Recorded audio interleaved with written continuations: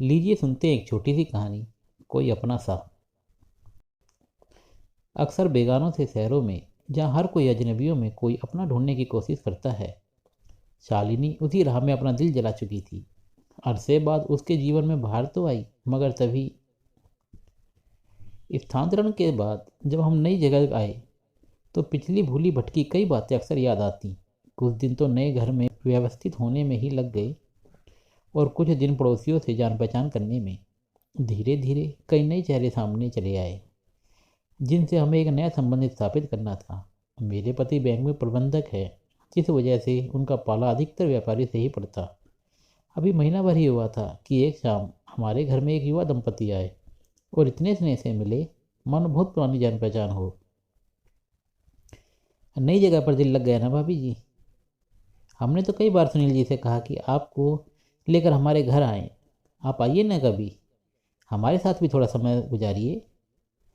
युवती की आवाज़ में बेहद मिठास थी, जो कि मेरे गले के नीचे नहीं उतर रही थी।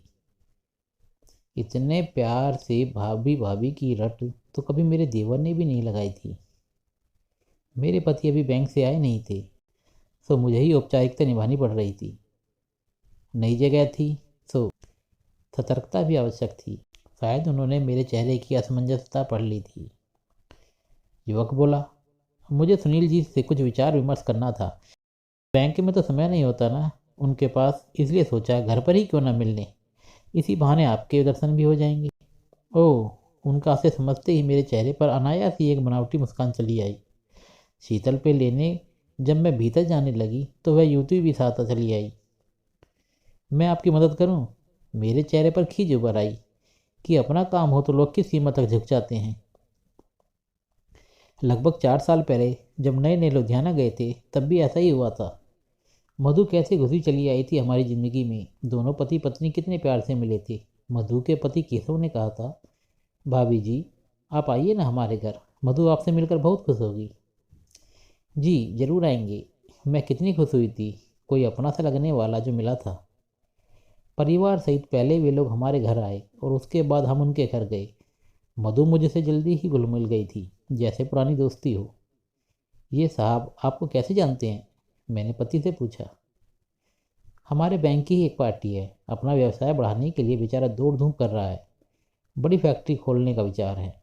पति ने लापरवाही से टाल दिया था, मानो उन्हें मेरा प्रश्न बेतुका सा लगा हो।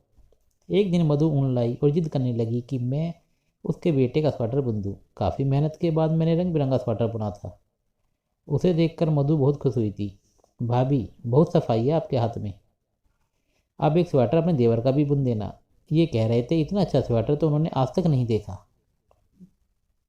मुझे समय नहीं मिलेगा। मैंने टालना चाहा तो वह झट से बोल पड़ी, अपना भाई कहेगा तो क्या उसे भी इसी प्रकार इनकार कर देंगी?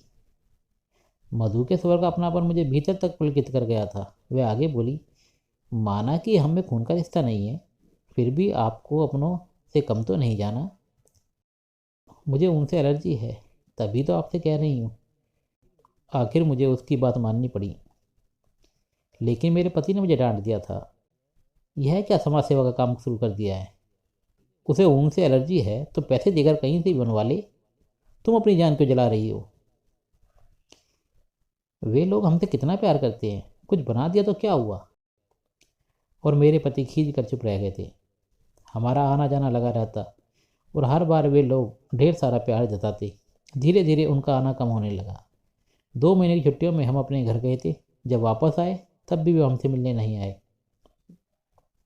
एक दिन मैंने पति से कहा, मधु नहीं आई हमसे मिलने, वे लोग कहीं बाहर गए हुए हैं। पता नहीं, पति ने लापरवाही से उत्तर दिया। क्या केशव भाई साहब आपसे नहीं मिले? कल उसका भाई बैंक में आया था। तो आपने उनका हालचाल नहीं पूछा क्या? नहीं, इतना समय नहीं होता जो हर आने जाने वाले के परिवार का हालचाल पूछता रहूं। कैसी रूखी बातें कर रहे हैं। किसी तरह पति मुझे टालकर अपनी दिनचर्या में व्यस्त हो गए और मैं यही सोचने लगी कि आखिर मधु आई क्यों नहीं। 15-20 दिनों बाद बच्चों के स्कूल में पेरेंट्स मीटिंग थी। मधु का घर रास्ते में ही पड़ता था, अतः तो वापसी पर मैं उसके घर चली गई। ओह आप। मधु का स्वभाव ठंडा सा था, मानो उसे मुझसे मिलना अच्छा न लगा हो। जब भीतर आई तो उसकी सखियों से मुलाकात हुई। उसने उनसे मेरा परिचय कराया। इनसे मिलो, ये है मेरी रेखा और निशी भाभी, और आप हैं शालिनी भाभी।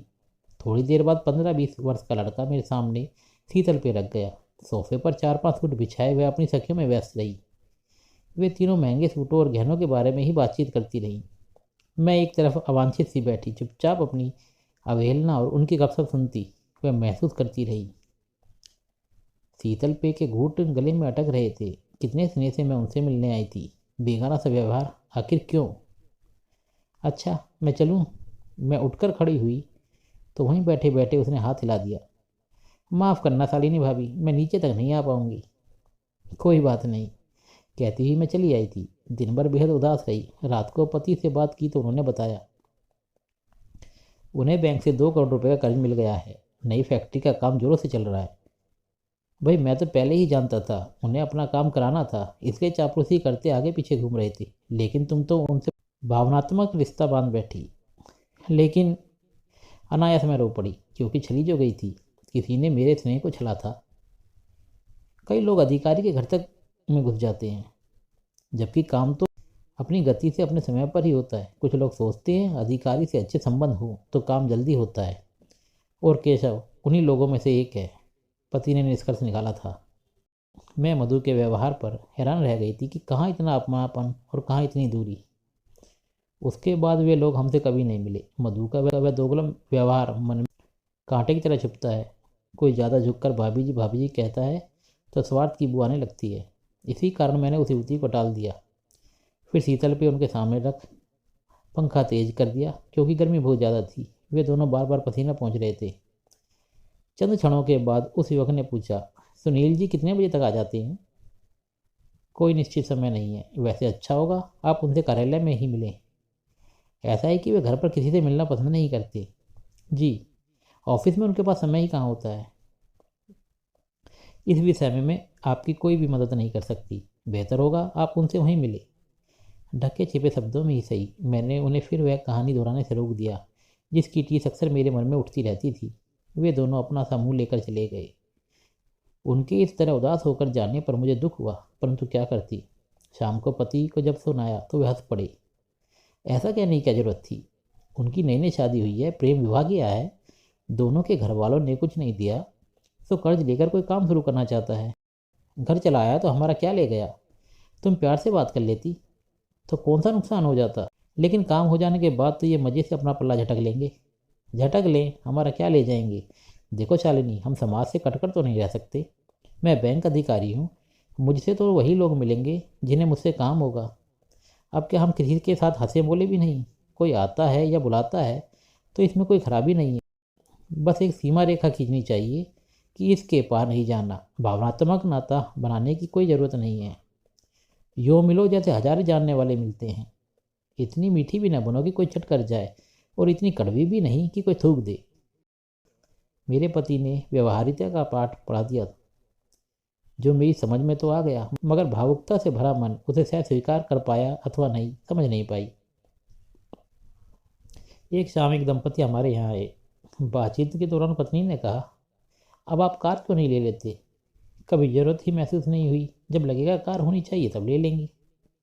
मैंने मुस्कुराते हुए कहा, फिर भी भाभी जी, भाई साहब बेंच में उच्चाधिकारी हैं, स्कूटर पर आना जाना अच्छा नहीं लगता। क्यों? हमें तो बुरा नहीं लगता। कृपया आप विषय बदल लीजिए, हमारी ज़िंदगी में दखल ना ही दें तो अच्छा है। बच्चे बाहर पढ़ रहे थे, जिस वजह से कमर तोड़ खर्चा बड़ी मुश्किल से हम सह रहे थे। ईमानदार इंसान इन सारे खर्चों के बीच भला कहाँ कार और अन्य सुविधाओं के विषय में सोच सकता है। उस पर तुड़रा यह है कि कोई आकर यह जता जाए कि अब हमें स्कूटर शोभा नहीं देता, तो भला कैसे सुहा सकता है। एक बार तो कमाल ही हो गया, हमें किसी के जन्मदिन की पार्टी में जाना पड़ा। मेजबान ने मुझे घर की मालकिन से मिलवाया। आप सुनील जी की पत्नी हैं और ये है मेरी पत्नी सुलेखा। कीमती जेवरों से लदी आधुनिका मुझे देख ज़्यादा प्रसन्न नहीं हुई। फीकी सी मुस्कान से मेरा स्वागत कर अन्य मेहमानों में व्यस्त हो गई। पति को तो 2-3 लोगों ने बैंक की बातों में उलझा लिया, लेकिन मैं अकेली रह गई, चुपचाप एक तरफ बैठी रही। अचानक हाथ में गिलास था, में एक आदमी ने कहा, आप सुनील जी की पत्नी हैं?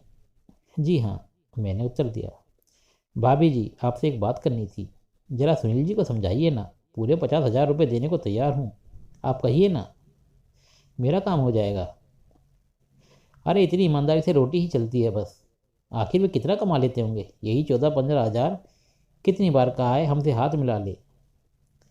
मैं उस धूर्त व्यापारी को जवाब दिए बिना ही वहाँ से उठ खड़ी हुई थी। मेरे पति पूरी बात सुनकर हैरान रह गए। मैंने तनिक गुस्से से कहा, आज के बाद ऐसी पार्टी में मत ले जाना, मेरा वहाँ दम घुटता है। कोई बात नहीं शालिनी, तुम एक कान से सुनो दूसरे से निकाल दो। आजकल हर तीसरा इंसान बिकाऊ है। शायद वह सोचता होगा तुमसे बात करके उसका काम आसान हो जाएगा।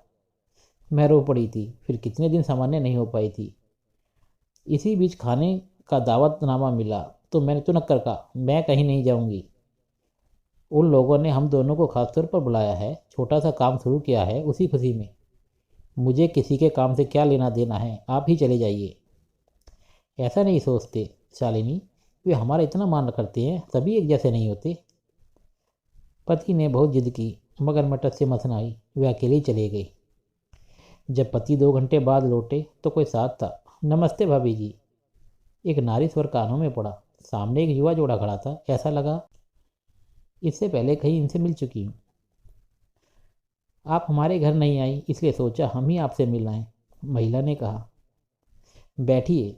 मैंने सोफे की तरफ इशारा किया।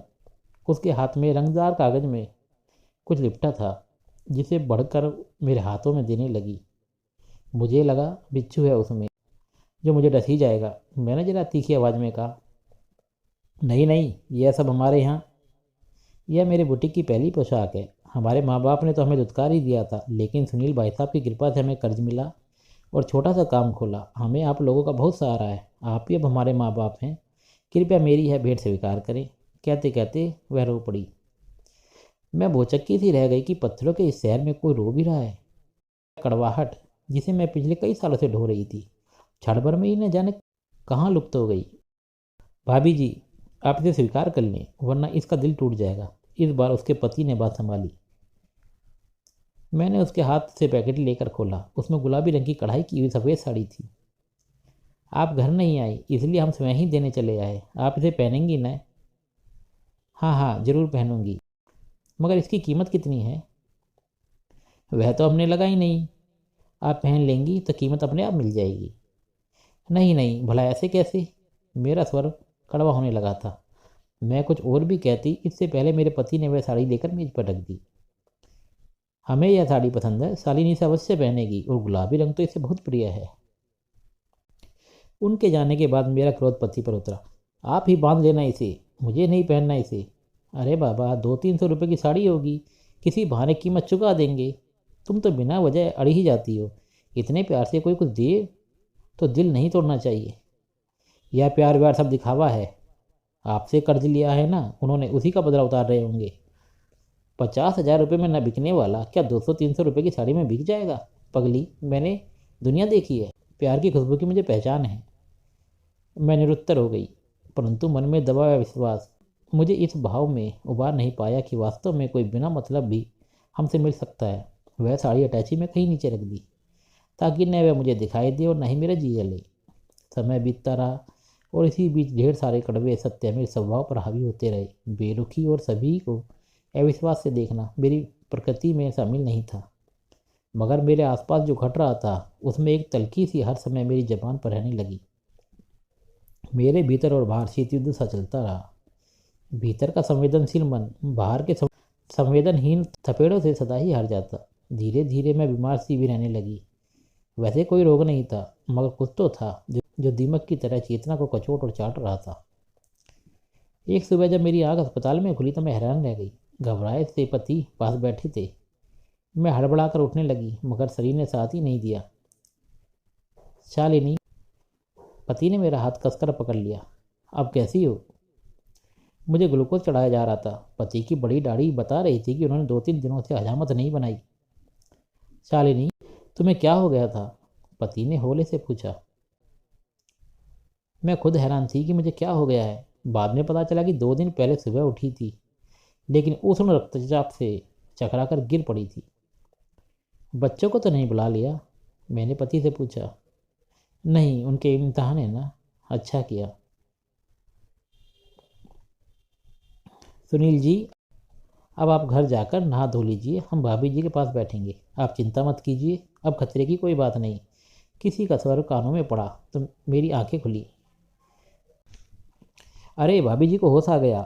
स्वर में एक उल्लास भराया था। भाई साहब, मैं अभी उर्मी को फ़ोन करके आता हूँ। वह युवक बाहर निकल गया, पर मैं उसे पहचान ना सकी। तुमने तो मुझे डरा ही दिया था। ऐसा लग रहा था इतने बड़े संसार में अकेला हो गया हूँ। बच्चों के इम्तहान चल रहे हैं, उन्हें बुला नहीं सकता था। और इस अजनबी शहर में ऐसा कौन था जिस पर भरोसा करता। पति ने मेरे सिर पर हाथ फेरते हुए कहा। मेरी आंखों के कोर भीग गए थे। ऐसा लगा मेरा अहंकार किसी कोने में जरा सा संतुष्ट हो गया है। सोचती थी पति की ज़िंदगी में मेरी ज़रूरत ही नहीं रही। जब उन्हें रोते देखा तो लगा मेरा अस्तित्व इतना भी महत्वहीन नहीं है। मैं 2 दिन और अस्पताल में रही। इसी बीच वह युवक लगातार मेरे पति की सहायता को आता रहा। जब अस्पताल से लौटी तो कल्पना के विपरीत मेरा घर साफ सुथरा था। शरीर में कमजोरी थी, मगर मन स्वस्थ था, जिसका सहारा लेकर मैंने पति से ठिठोली की। मुझे नहीं पता था तुम घर की देखभाल भी कर सकते हो। यह सब उर्मी ने किया है। सचमुच अगर वे लोग सहारा न देते तो पता नहीं क्या होता। उर्मी कौन? वही पति पत्नी जो तुम्हें एक बार साड़ी उपहार में दे गए थे। क्या? मैं अवाक रह गई। पता नहीं किसने उन्हें बताया कि तुम अस्पताल में हो। दोनों सीधे वहीं पहुंच गए। तुम्हें खून चढ़ाने की नौबत आ गई थी। उर्मी ने ही अपना खून दिया। वही हमारे घर को भी संभाले रही। आज सुबह ही अपने घर वापस गई है, शायद दोपहर को फिर आएगी। और उसका बुटीक? वह तो कब का बंद हो चुका है। उसके ससुर उन दोनों को अपने घर ले गए हैं। बैंक का कर्ज तो उन्होंने कब का वापस दे दिया। वे तो बहुत प्यार के मारे हमारा हालचाल पूछने आए थे और हमें हमेशा के लिए अपना ऋणी बना गए। अनायास मैं रो पड़ी और सोचने लगी कि मेरे पति ठीक ही कहते थे कि हमें तो बस अपना काम ईमानदारी से करना है। अच्छे लोग मिले या बुरे, ईमानदार हों या बेईमान, बस उनका हमारे चरित्र पर कोई प्रभाव नहीं पड़ना चाहिए।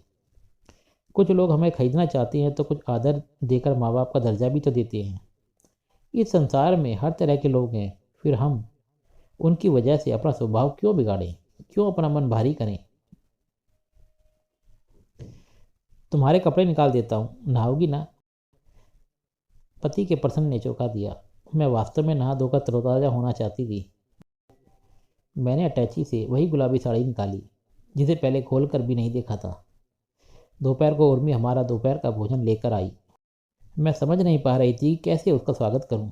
अरे, आप कितनी सुंदर लग रही हैं, उसने समीप आकर कहा।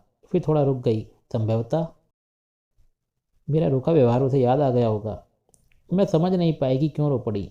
उस प्यारी सी युवती को मैंने बाँह से पकड़कर पास खींचा और गले से लगा लिया।